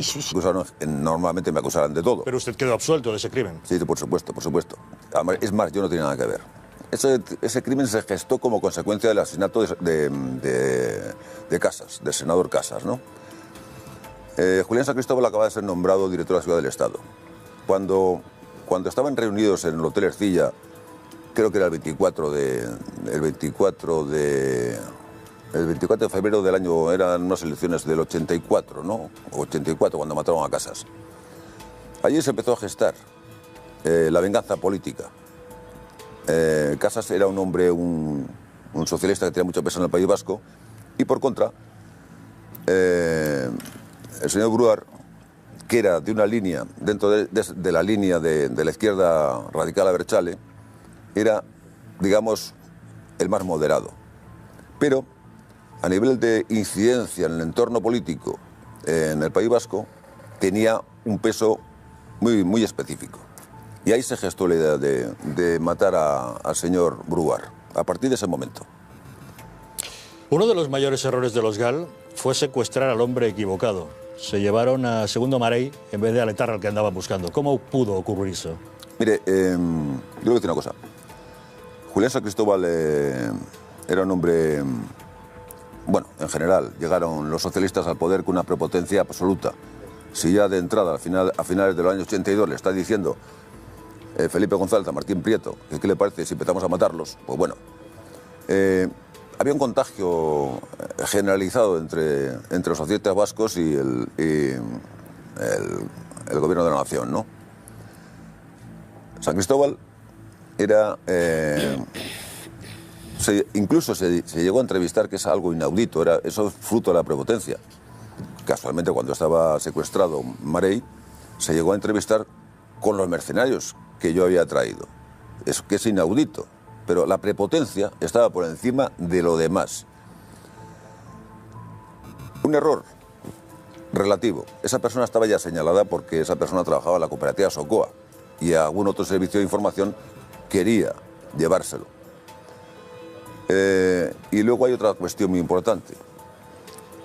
San Cristóbal y quien estaba detrás de San Cristóbal, es decir, Barnuevo, Felipe González, llegó un momento que desde el principio sacaban más beneficios de cara a la estrategia que se había montado, que era, no era acabar con ETA en el sur de Francia a tiros, era que los franceses tomasen la postura de colaborar con España. Los daños colaterales, y este es uno de ellos, por ejemplo, se podría decir que es uno de ellos el secuestro de Marey, aunque Marey estaba dentro de Socoa, y unos años más tarde se averiguó que era un reducto importante de ETA, ¿no? Pero Marey se le utilizó para que liberasen a unos funcionarios de policía que estaban presos en Francia. Es decir, los daños colaterales, en toda la estrategia de los GAL, los políticos, los responsables políticos de los GAL, se beneficiaban bastante más. ¿Por qué? Pues bueno, pues si hay dos etarras que están en un local y hay algún francés, porque los franceses colaboraban bastante y formaban parte de la infraestructura de ETA. Si algún francés caía, era un daño colateral que sensibilizaba a aquella zona para que reaccionase el gobierno francés. Los políticos buscaban también los daños colaterales. Señor Amedo, ahora invitamos a nuestros contertulios a que se incorporen a la conversación, pero ¿también fue un daño colateral el asesinato de Juan Carlos García Goena? Eso todavía está un poco distante de los GAL. Los GAL, Jacques Chirac negocia automáticamente cuando llega al poder en febrero del 86 con Felipe González y le dice que era el objetivo que tenían. Dice, acaba con los GAL y colaboramos con vosotros. Pasó un año y pico desde que se dio la orden de que se acabase el GAL. Eso todavía sigue siendo un poco... tiene un halo de misterio todavía, pero creo que está en vías de esclarecerse. Román Zendoya.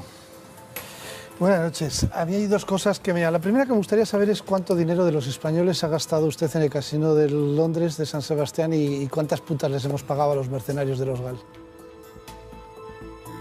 No sé cómo responderle. Alguien me ha sugerido que si alguien me molesta, aparte que cuente 5 o 10. En principio no quiero ofender a nadie, pero usted es un ignorante en esta materia. Usted está pervirtiendo las situaciones. ¿Usted sabe cómo se utilizaban los fondos reservados? ¿Tiene usted idea de cómo se utilizaban los fondos reservados? Muy mal, porque se destinaban pero ¿sabe para usted cuál era la gente. mecánica de los fondos reservados? La que ha contado el señor Vera. ¿La sabe usted? Exactamente, la que ha contado el señor Vera. El señor Vera televisión contará su versión, porque el señor Vera está sentenciado que era uno de los que se llevaba los fondos reservados. A los funcionarios de las fuerzas del Estado que trabajaban al nivel de información, se les hacía un pequeño anticipo en ocasiones determinadas. Cuando había que pagar a un colaborador, después de que venía la información, te daban los fondos reservados. Y cuando había alguna operación de este tipo, cuando se llevaba a cabo la operación, es cuando pagaban los responsables políticos de los GAL. No, pero es que usted se está haciendo pensar que de repente te da una maleta llena de dinero y dice, venga, toma, a matar etarras. Pero ¿en qué cabeza cabe eso? Eso es pervertir la realidad y usted la está pervirtiendo. No, es como decir que el Además, señor... quiere manipular a la opinión pública. Como que el señor Segundo Marey era de ETA. Eso es como decir que todos los policías son mercenarios como usted. ¿Cómo dice usted? ¿Qué? ¿Cómo ha dicho usted? Que decir que Segundo Marey era de ETA... Yo no he dicho que era de ETA, ¿eh? Que trabajaba en Socoa y que luego se supo que también era de ETA, dicho. Le voy a decir que voy a contar otra vez hasta 10, ¿eh? Usted está pervirtiendo totalmente. Yo no he dicho que era de ETA. No, ha dicho que luego trabajaba se supo que trabajaba en Socoa. ¿Sabe usted que se puede infiltrar a esa persona de alguna manera? Usted está pervirtiendo las situaciones. Y yo, en mi vida, he sido un putero, como dice usted. Eso igual lo ha sido usted. Eso igual lo ha sido usted. No lo he sido nunca. Eso igual lo ha sido usted. ¿Cuántas hemos Que además hemos tiene cara de ello, ¿eh? Sí, ¿verdad? Sí, tiene usted cara de putero. Mire, yo no voy a contar hasta 10 porque les faltará agradeceré respeto. Que no entren en acusaciones ad hominem, por favor. Cuando hable usted, hable con criterio.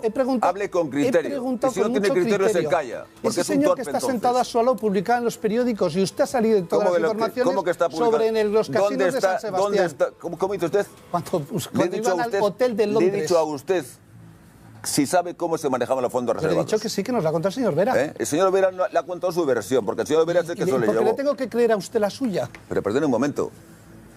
Pues es muy sencillo. Vaya al registro de la propiedad y mire cuántas propiedades tengo yo. Y mire cómo vivo yo. Eso no exime de nada. Y mire cómo vive el señor Vera. ¿Cuántas identidades falsas puede tener usted? Yo qué sé.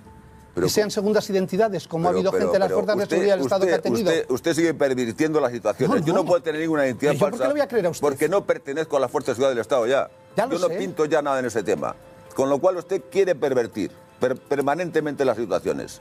No, en absoluto. Y no siga por ese camino, porque si no, no hablo con usted. Vamos a ampliar el debate. Manolo.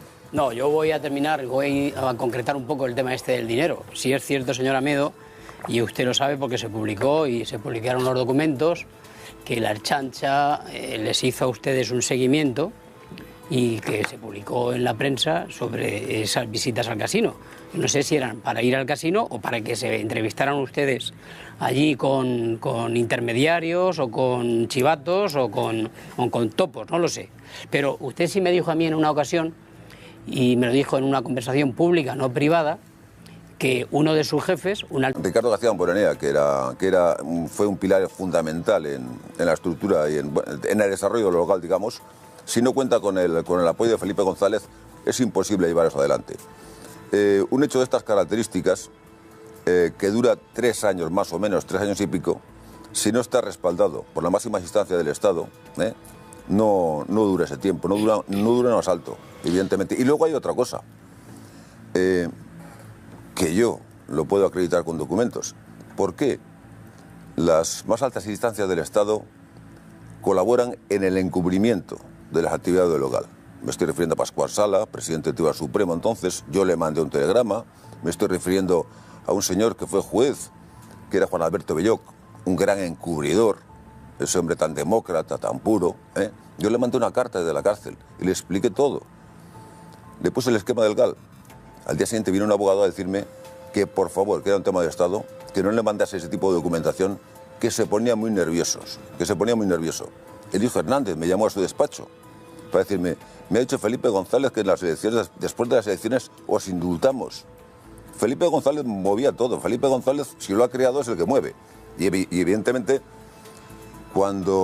que esto también lo recordará el señor Miralles, en una rueda de prensa, dijo, al poco tiempo de estar encarcelados, Felipe González, que Amedio Domínguez tenían derecho a estar respaldados por el gobierno de la nación.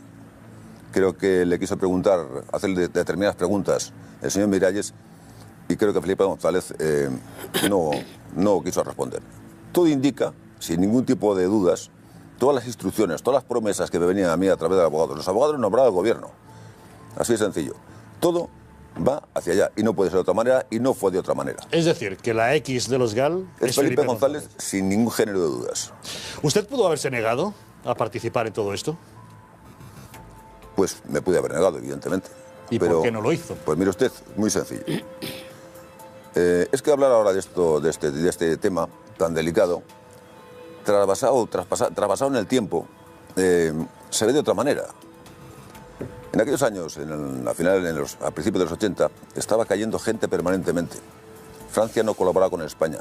El reducto más importante ETA era su santuario francés. Había habido un intento de golpe de Estado. La moral de las fuerzas de seguridad del Estado estaba por los suelos. La justicia no funcionaba con respecto a ETA como funciona ahora. Felipe González le rogó por activa y por pasiva a François Mitterrand que colaborase con España. A mí me habían intentado asesinar la primera vez en el año 73. Había visto morir a mucha gente a mi alrededor, gente que estaba en este momento conmigo y dentro de un rato estaba muerto. En el año 81 intentaron de nuevo matarme. En el año 87, Josu Ternera me hizo un seguimiento personalmente. Él me quiso matar con un rifle con mira telescópica. En el año 88, con un colaborador de ETA en Vitoria. Es decir, antes de que empezase el local, me habían intentado asesinar 2 veces. Había visto morir a mucha gente. Yo tenía... No sé cómo responderle. Alguien me ha sugerido que si alguien me molesta, aparte que cuente 5 o 10. En principio no quiero ofender a nadie, pero usted es un ignorante en esta materia. Usted está pervirtiendo las situaciones. ¿Usted sabe cómo se utilizaban los fondos reservados? ¿Tiene usted idea de cómo se utilizaban los fondos reservados? Muy mal, porque se destinaban pero ¿sabe para usted cuál era la mecánica de los fondos reservados? La que ha contado el señor Vera. ¿La sabe usted? Exactamente, la que ha contado el señor Vera. El señor Vera televisión contará su versión, porque el señor Vera está sentenciado que era uno de los que se llevaba los fondos reservados. A los funcionarios de las fuerzas del Estado que trabajaban al nivel de información, se les hacía un pequeño anticipo en ocasiones determinadas. Cuando había que pagar a un colaborador, después de que venía la información, te daban los fondos reservados. Y cuando había alguna operación de este tipo, cuando se llevaba a cabo la operación, es cuando pagaban los responsables políticos de los GAL. No, pero es que usted se está haciendo pensar que de repente te da una maleta llena de dinero y dice, venga, toma, a matar etarras. pero ¿en qué cabeza cabe eso? Eso es pervertir la realidad y usted la está pervirtiendo. No, es como decir que el Además, señor... quiere manipular a la opinión pública. Como que el señor Segundo Marey era de ETA. Eso es como decir que todos los policías son mercenarios como usted. ¿Cómo dice usted? ¿Qué? ¿Cómo ha dicho usted? Que decir que Segundo Marey era de ETA... Yo no he dicho que era de ETA, ¿eh? Que trabajaba en Socoa y que luego se supo que también era de ETA, dicho. Le voy a decir que voy a contar otra vez hasta 10, ¿eh? Usted está pervirtiendo totalmente. Yo no he dicho que era de ETA. No, ha dicho que luego trabajaba se en supo Socoa, que trabajaba en Socoa. ¿Eh? ¿Sabe usted que se puede infiltrar a esa persona de alguna manera? ¿Eh? Usted está pervirtiendo las situaciones. Y yo, en mi vida, he sido un putero, como dice usted. Eso igual lo ha sido usted. Eso igual lo ha sido usted. No lo he sido nunca. Eso igual lo ha sido usted. ¿Cuántas hemos Que además tiene cara de ello, ¿eh? Sí, ¿verdad? Sí, tiene usted cara de putero. Mire, yo no voy a contar hasta 10 porque les agradeceré que no entren en acusaciones ad hominem, por favor. Cuando hable usted, hable con criterio. Hable con criterio. Y si no tiene criterio, se calla. Ese señor que está sentado a su lado publicado en los periódicos y usted ha salido en todas las informaciones sobre los casinos de San Sebastián. ¿Cómo dice usted? Cuando iban al hotel de Londres. Le he dicho a usted si sabe cómo se manejaban los fondos reservados. Le he dicho que sí, que nos lo ha contado el señor Vera. El señor Vera le ha contado su versión, porque el señor Vera es el que se lo llevó. ¿Por qué le tengo que creer a usted la suya? Pero perdone un momento. Pues es muy sencillo. Vaya al registro de la propiedad y mire cuántas propiedades tengo yo. Y mire cómo vivo yo. Eso no exime de nada. Y mire cómo vive el señor Vera. ¿Cuántas identidades falsas puede tener usted? Yo qué sé. Que sean segundas identidades, como ha habido gente de las fuerzas de seguridad del Estado que ha tenido. Usted sigue pervirtiendo las situaciones. Yo no puedo tener ninguna identidad falsa. ¿Por qué le voy a creer a usted? Porque no pertenezco a las fuerzas de seguridad del Estado ya. Yo no pinto ya nada en ese tema. Con lo cual usted quiere pervertir permanentemente las situaciones. No, en absoluto. Y no siga por ese camino, porque si no, no hablo con usted. Vamos a ampliar el debate. Manolo. No, yo voy a concretar un poco el tema este del dinero. Si es cierto, señor Amedo, y usted lo sabe porque se publicó y se publicaron los... Desde el principio de instalarse ETA en Francia, una gran red de informadores que luego me pidieron, un amigo de una persona que está aquí, que coincidió con él en la cárcel, esto lo digo por el señor Conde, que estuvo con Julián San Cristóbal. Julián San Cristóbal me pidió, cuando primero nos dijo que era una decisión del gobierno, que corría riesgo la democracia, etcétera, etcétera, etcétera, que transformase toda esa red para otras actividades. Es humano, ¿no? A una persona que la han querido asesinar ya antes de que empezase eso 2 veces y había visto morir a mucha gente, y el momento tan dramático que se vivía, pues lo más lógico es que no dijese que no. Esa red se convirtieron en los mercenarios. ¿Quién decidía los objetivos contra los que había que actuar? Los objetivos los buscaban los colaboradores que estaban en el interior, los colaboradores. Y una vez que había una serie de objetivos clasificados y localizados, automáticamente se le notificaba al responsable directo, al que daba la orden definitiva, que eran los responsables directos de las fuerzas de seguridad del Estado. Estamos hablando del señor Vera y estamos hablando del señor San Cristóbal. ¿Usted de quién recibía órdenes? Yo directamente del señor San Cristóbal. Y al principio del señor Vera. Y luego, posteriormente, yo recibí órdenes, en la cárcel ya recibía órdenes de todo el mundo. Del señor Corcuera, del señor González, de Eligio Hernández, de Pascual, de todo el mundo recibía órdenes. Había que encubrir, había que tapar. ¿Cómo se planificó el asesinato de Santiago Brouard? Pues mire, yo tengo... Uno de los objetivos que yo tuve al comenzar a escribir este libro era precisamente aclarar ese tema. ¿Por qué? Pues porque a mí me acusaron. Normalmente me acusaran de todo. Pero usted quedó absuelto de ese crimen. Sí, por supuesto. Es más, yo no tenía nada que ver. Ese crimen se gestó como consecuencia del asesinato de Casas, del senador Casas, ¿no? Julián San Cristóbal acaba de ser nombrado director de la Seguridad del Estado. Cuando estaban reunidos en el Hotel Ercilla, creo que era el 24 de febrero del año, eran unas elecciones del 84, ¿no? 84, cuando mataron a Casas. Allí se empezó a gestar la venganza política. Casas era un hombre, un socialista que tenía mucho peso en el País Vasco, y por contra, el señor Brouard, que era de una línea, dentro de la línea de la izquierda radical Abertzale, era, digamos, el más moderado. Pero a nivel de incidencia en el entorno político en el País Vasco, tenía un peso muy, muy específico. Y ahí se gestó la idea de matar al señor Brouard, a partir de ese momento. Uno de los mayores errores de los GAL fue secuestrar al hombre equivocado. Se llevaron a Segundo Marey en vez de a Letarra, al que andaban buscando. ¿Cómo pudo ocurrir eso? Mire, yo le voy a decir una cosa. Julián San Cristóbal era un hombre... Bueno, en general, llegaron los socialistas al poder con una prepotencia absoluta. Si ya de entrada, a finales de los años 82, le está diciendo Felipe González a Martín Prieto que qué le parece si empezamos a matarlos, pues bueno, había un contagio generalizado entre los socialistas vascos y el gobierno de la nación, ¿no? San Cristóbal era... incluso se llegó a entrevistar, que es algo inaudito, eso es fruto de la prepotencia. Casualmente, cuando estaba secuestrado Marey, se llegó a entrevistar con los mercenarios que yo había traído. Es que es inaudito, pero la prepotencia estaba por encima de lo demás. Un error relativo. Esa persona estaba ya señalada porque esa persona trabajaba en la cooperativa Socoa y algún otro servicio de información quería llevárselo.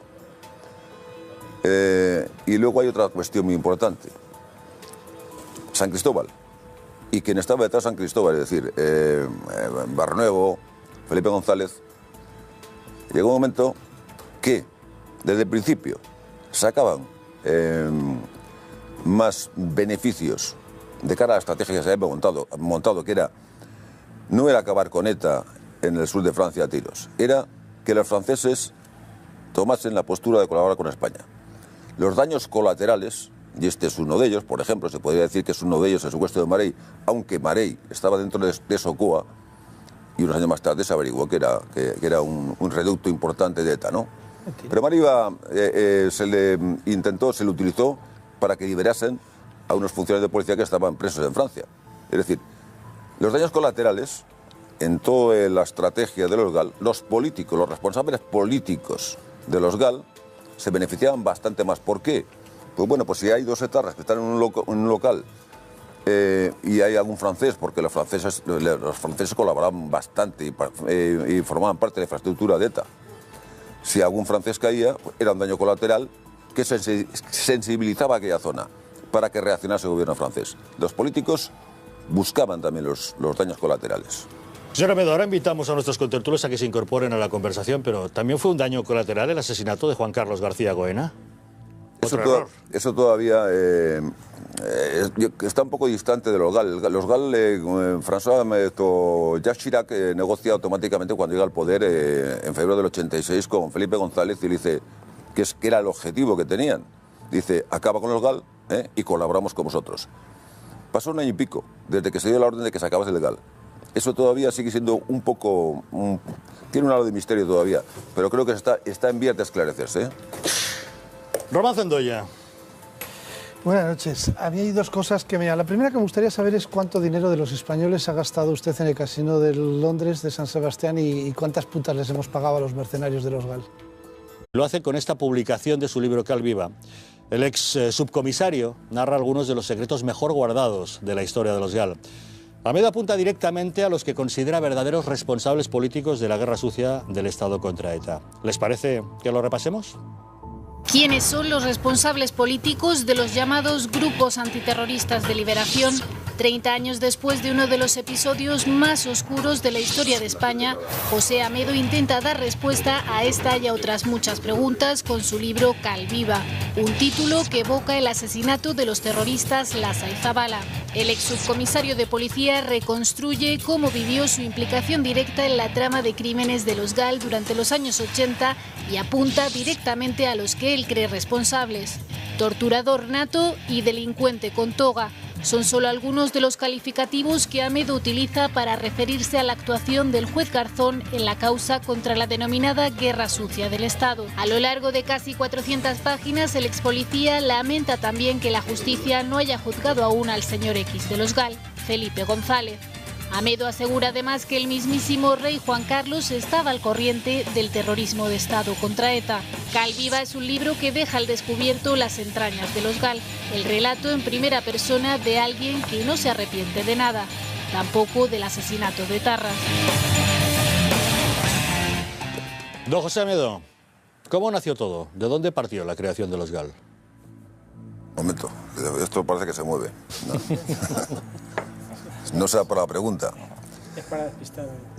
Vamos a ver, en principio hay un hecho histórico que lo narra un periodista, lo ha narrado en distintas ocasiones, además un periodista de prestigio, como es Martín Prieto, que dice que a final del 82, antes de llegar, justo un poco antes de llegar al poder, Felipe González, en una habitación del Hotel Ercilla, le pregunta que qué le parece si empezamos a matarlos. Se estaba refiriendo a ETA. A mi lado, a mi derecha, tengo a Melchor Miralles, que creo que después de una rueda de prensa, cuando yo ya estaba encarcelado, Felipe González, creo que fue Pedro J. Ramírez, le hizo alguna referencia por lo que estaban escribiendo en Diario 16, y Felipe González, creo recordar, y no me equivoco, Melchor lo podrá ratificar. En cualquier caso, creo que dijo que nosotros dejaremos de matar a ETA cuando ETA deje de matarnos a nosotros. Es decir... Fue en el Congreso de los Diputados, no en una rueda de prensa. Bueno, yo recordaba que eso existe. En un aniversario de la Constitución. Si en el año 1982, a final del 82, si a final del 82 ya le está diciendo a Martín Prieto que qué le parece si empezamos a matarlos, es obvio quién decidió. Además, esa decisión no se puede tomar más que al más alto nivel del Estado, es decir, del presidente del gobierno. El autor intelectual de la creación fue Ricardo García Damborenea. Los socialistas vascos tuvieron una gran incidencia en la decisión final, ¿no? Pero esa decisión, por mucho que